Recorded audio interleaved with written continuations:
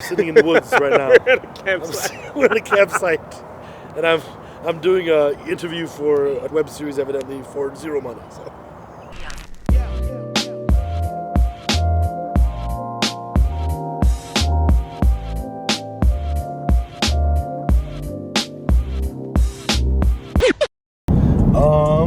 I would say I do a thorough, like full-on shampoo, full-on conditioner, because you're not supposed to actually do it excessively. It's not good for the oil, natural oil.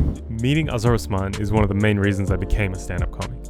I first met him and Preacher Moss on their Allah Made Me Funny tour in Australia in 2006, and a year later I was on stage myself.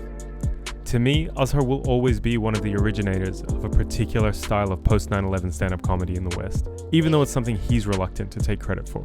Do you remember the show that we did in Ohio? Of course, bro. Where it's amazing. Not only was he, it's his beard, but he was also wearing like this full camo outfit. We took a picture. We caught a glimpse of each other in the mirror in the hotel as we were leaving to the show. We just looked straight it was up. so far out. We started basically driving through like wheat fields, and then the internet disappeared. I'm so used to like yeah, it's like random normal. comedy shows. Yeah, no, I'm saying like where I started in Houston, so like driving throughout Texas, Oklahoma, New Mexico, Louisiana, Mississippi. That's you're talking early 2000s, bro. Talking about my background is Before Muslim comedy existed, really, right? yeah. Like it was in the What 90s. is that? Is that a thing? What is What that? does that even mean? You're like the pioneer, one of the pioneers. I never used that term. Why? You never used the term the official Muslim comedy tour? I never. Oh, what is that? I've never heard of that in my life. What is Muslim comedy? First of all, I didn't name it for the record. I didn't name it for the record. Number one. Number two. No, but you performed under it. Hold on. The official Muslim comedy tour is Muslim is modifying the phrase comedy tour. It's not saying we're doing Muslim comedy. I never use that phrase, Muslim comedy. Just say it's called a Muslim comedy modifying the term comedy tour. Yeah, a comedy tour featuring Muslim comedians. The style of the comedy tour. No, it's a comedy tour featuring a bunch of Muslim comedians. Oh, what is Muslim We comedy? just happen to be Muslim. That's what we did for. We're not doing Muslim comedy. We're comedians. No, what is Muslim comedy? Define the term. What does it mean? I never used that What term. you were doing comedy about being Muslim. That was the whole point. All these Muslims have these little convert projects going on. They got that good friend who they're hoping. He's got MP, Muslim potential.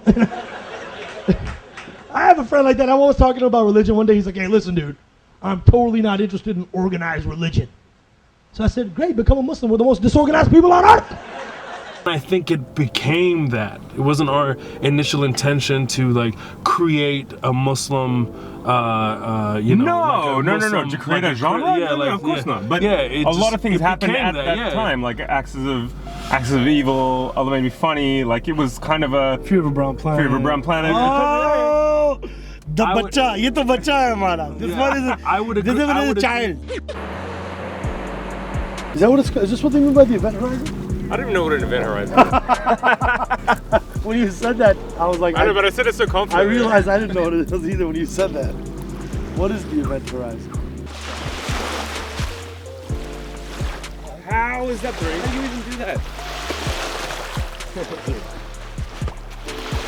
Hey! Oh, that was amazing. That was backward. I made it jump backward. It's so heavy. Oh! That was dope.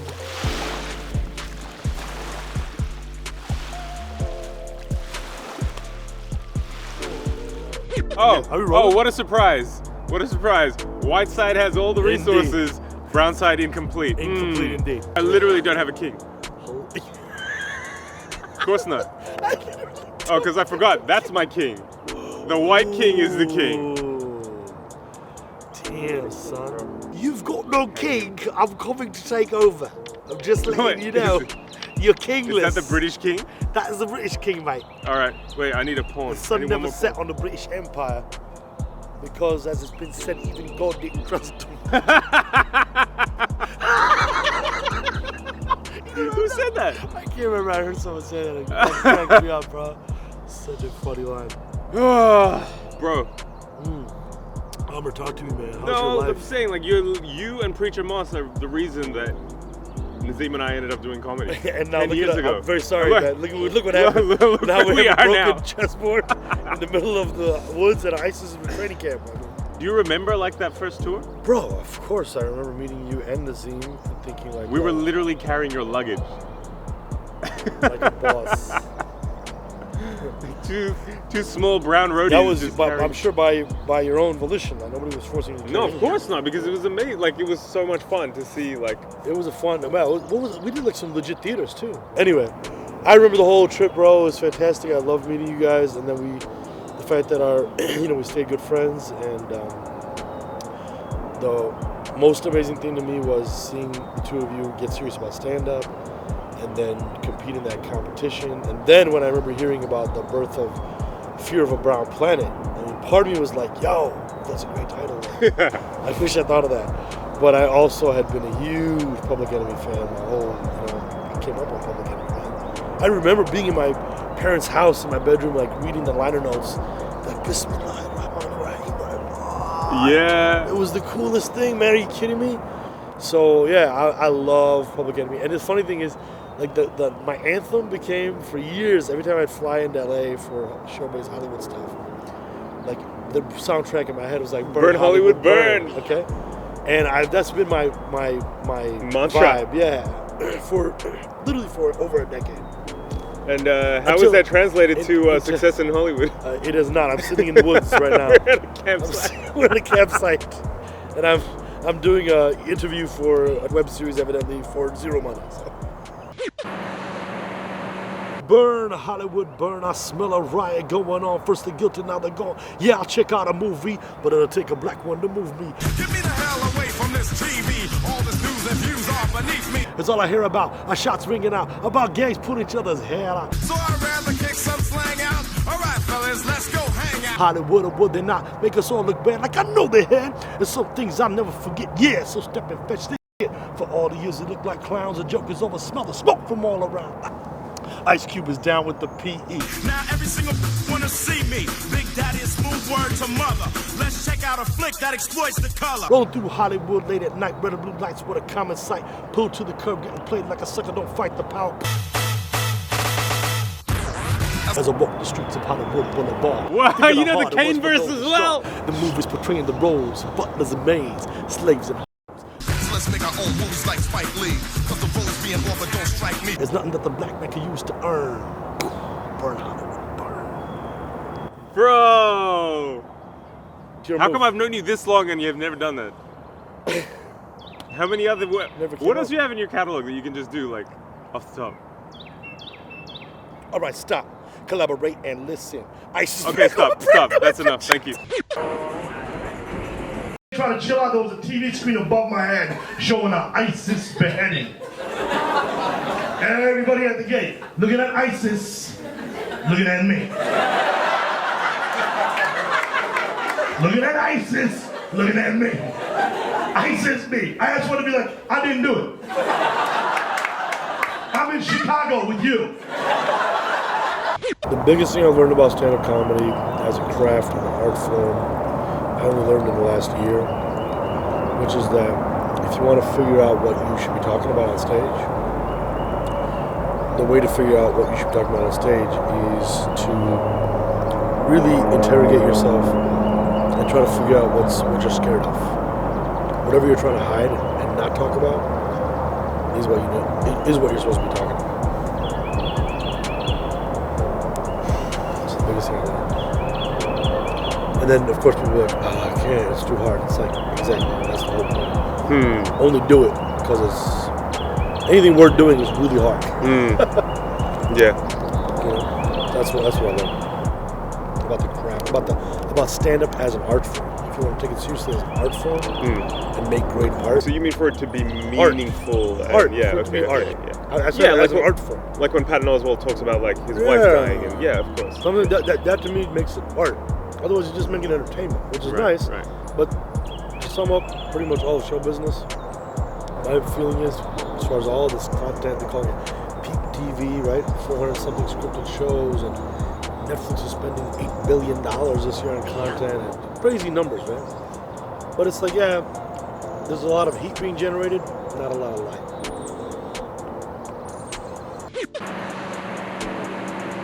biggest thing I've learned, biggest lesson I've learned, life-wise, is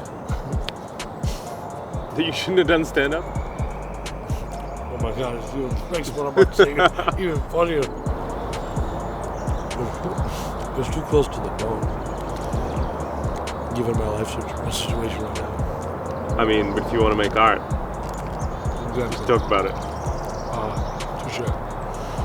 Anyway, when I started doing stand-up, I kept hearing this from comedians, man. Talking on the road, wherever, and then they're like, "So, you got a girlfriend?" And then I'm married. And they're like, I'm like, what's so funny? Multiple comics told me this. Oh, you haven't heard? I was like, what? Like, oh, everybody loses one to the road. That was always something so flippantly, you know? I was like, oh my God forbid, you know? But that's life, man. Zindagi ek safar hai suhana, aajkal kya ho kisne jana. Are you a fan of Cat Williams? That tiger bit is so amazing. Tiger in the zoo. Have you seen? That reminds. It felt like an Aamer Rahman bit to me. Or actually, it's the other way around. Aamer Rahman. Some of Aamer Rahman's juice. That secret sauce is behind both those two killer bits of reverse racism and Punch a Nazi. There's a similar DNA to Tiger in the Zoo. Okay. You grab me that? Sure, I'm not going to say no. You see the parallel I'm saying? No. Because I just see him as such a different kind of genius. Right. A different kind of genius. I didn't mean compared to me. I meant like...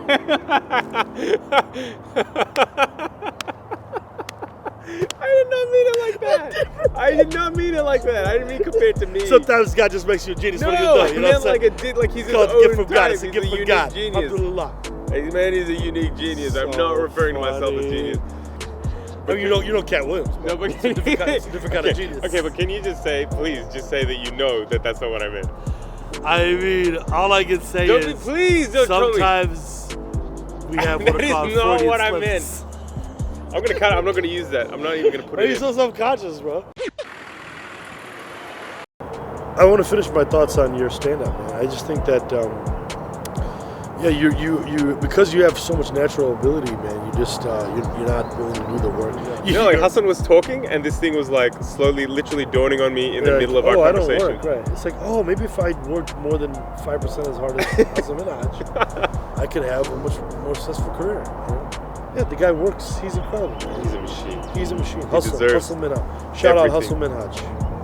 And shout out Pratik Srivastava from Chicago. Yo, can you take some more? Hustle Minhaj. Can you take some more moves? I mean, I don't really care at all about this game, so sure. I just feel like some desire to complete it for some reason. That's just the anal, OCD in you. I'm in. Fantastic. None of us made ourselves. So the harder spiritual path is actually to be like, man, there's genius behind your comedy. Some of it. You've also written a lot of garbage. But there is that genius. It's much harder to be like, you know what? Alhamdulillah, thank you, God, for the gift. Let me be grateful. Let me truly cultivate gratitude for the comic genius that I've been given. But joking, not joking, real talk, that's much harder, man. You know, especially like if someone praises you, right? In the Muslim religion, in Islam, they say that the hardest thing to do if somebody's praising you to your face is to remain silent. Because what everyone does is the fake bullshit. Oh no, come on, yeah. If you're dope, you know you're dope. So it's not serving anybody for you to try to pretend you're not. They say humility is not that you think less of yourself, it's that you think of yourself less.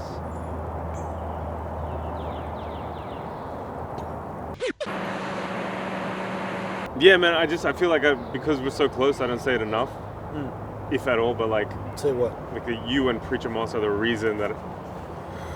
And Nazim would say the same thing, that we ever even got on stage. Right, we would have just stayed cool story, bro. Comedy fans. Listen, man, I'm exhausted, bro. I'm going to sleep. I'm in my pajamas, bro. He's really going to go. I love you, bro.